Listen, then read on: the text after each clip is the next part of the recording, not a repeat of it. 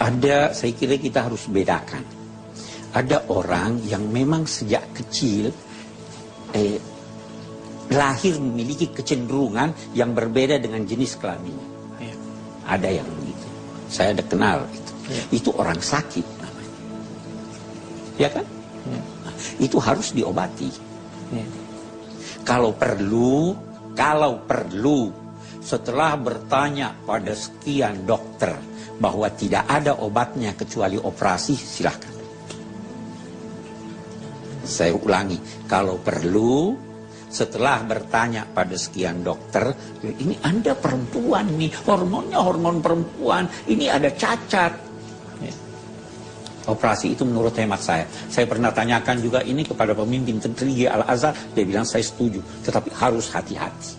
Nah, tapi ada lagi orang yang sebenarnya dia itu laki-laki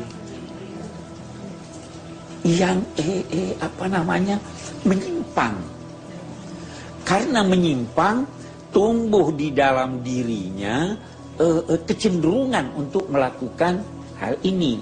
Nah, karena sekali dua kali akhirnya terbiasa menjadi penyakit.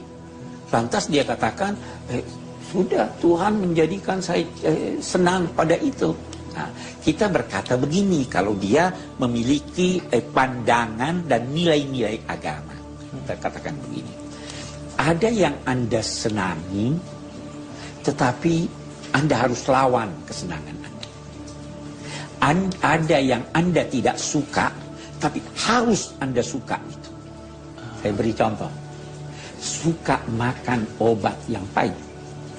Nggak suka. Tidak suka.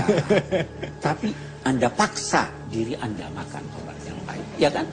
Begitulah ini. Secara manusiawi itu melanggar. Binatang pun tidak begitu. Ini salah. Anda harus lawan itu. Jangan lantas memperturutkan. Sama satu orang perokok, saya senang rokok. Berbahaya buat Anda rokok. Dia lawan keinginannya demi kesehatannya, demi. Jadi begitu, jangan lantas berkata, oh ini sudah Tuhan yang kasih saya. Kawin sesama jenis itu bertentangan dengan fitrah manusia, bertentangan dengan jati diri manusia.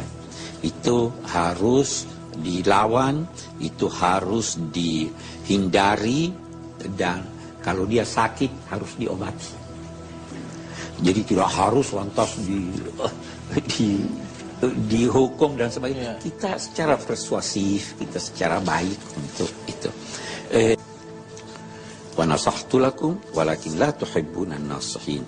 Aku telah memberikan nasihat kepada kamu, tapi kalian tidak menyukai orang-orang yang memberi nasihat. Setelah itu dia bicara tentang Nabi Lut. Tapi menarik di sini Nabi Lut, redaksinya ayat Al-Quran. Kita lihat, wa ila Samuda akhahum Salih. Kepada kaum Samud, saudara mereka Saleh. Tetapi waktu Nabi Lut, dia katakan, walutan izqala liqaumihi. Dia tidak berkata, dan Lut diutus kepada saudara mereka. Kenapa bukan saudara di sini? Untuk memberi isyarat Nabi Lut itu diutus bukan kepada kaumnya. Nabi Lut itu tinggal di daerah Irak. Ini di Irak, Syria, itu dia semasa dengan Nabi Ibrahim. Ya toh? Nah, jadi dia tidak katakan akhahum karena dia bukan seketurunan. Ya kan? Baik. Izqala liqaumihi. Dia berkata kepada kaumnya. Disebut enggak nama kaumnya? Tidak. Tidak. Kenapa tidak? Karena di sini yang akan dicitrakan keburukan yang luar biasa. Kalau ada keburukan orang luar biasa, jangan sebut namanya. Walutan izqala liqaumi. Dia berkata, dia bertanya sebenarnya, tapi pertanyaannya itu bukan untuk memperoleh informasi, tapi untuk mengecam. Apa katanya? Atatuna al-fahishata ma sabaqakum biha min ahadin minal alamin. Apakah wajar kamu melakukan fahisyah, suatu perbuatan yang sangat buruk? Buruk menurut pandangan agama dan buruk menurut pandangan nalar, itu kalau fahisyah. Ma sabaqakum biha min ahadin minal alamin. Tidak ada suatu masyarakat yang mendahului kamu dalam perbuatan itu. Boleh jadi ada orang per orang, tapi suatu masyarakat secara umum melakukannya tanpa malu-malu, itu kaum Nabi Lut yang pertama. Baru diterangkan apa itu? Innakum lata'tuna ar-rijala syahwatan min duni nisa. Kamu kawin sejenis. Kamu mendatangi laki-laki berdasar dorongan birahi dan mengabaikan perempuan. Bal antum qaumun musrifun. Kamu adalah orang yang melampaui batas. Batas apa yang dia lampaui? Batas kemanusiaan. Bahkan batas kebinatangan. Binatang itu tidak campur kecuali betinanya. Ini campur sejenis. Sekarang pun ada itu ya di beberapa negara. Itu keluar dari batas kemanusiaan dan batas ini. Nah, menarik lagi kita lihat. Ini Nabi Lut tidak disebut di sini bahwa dia mengajak masyarakatnya untuk menyembah Allah. Tidak ada. Kalau yang lalu kan kenapa di sini tidak?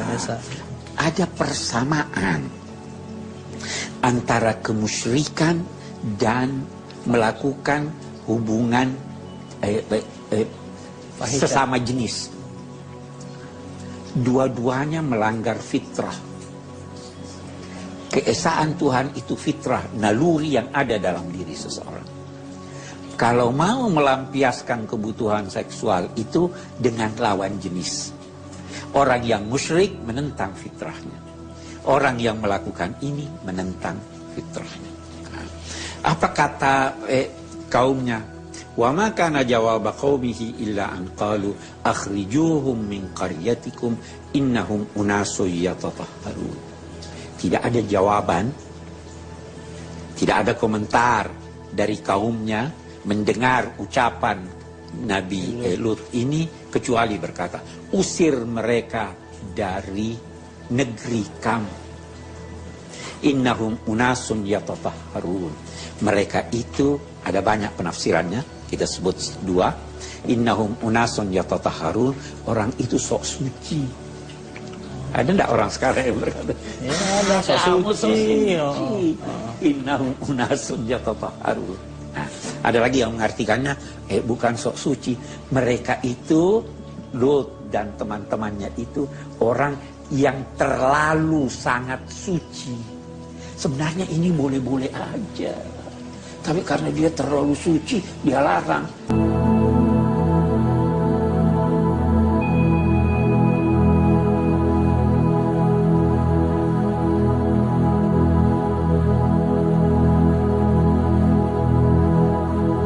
Kelainan saja itu belum masuk wilayah dosa. Tapi kalau sudah dituruti kelainannya, masuk wilayah dosa. Misalnya ada seorang wanita, tiba-tiba punya kecenderungan dengan sesama wanita. Jelas ini adalah cacat.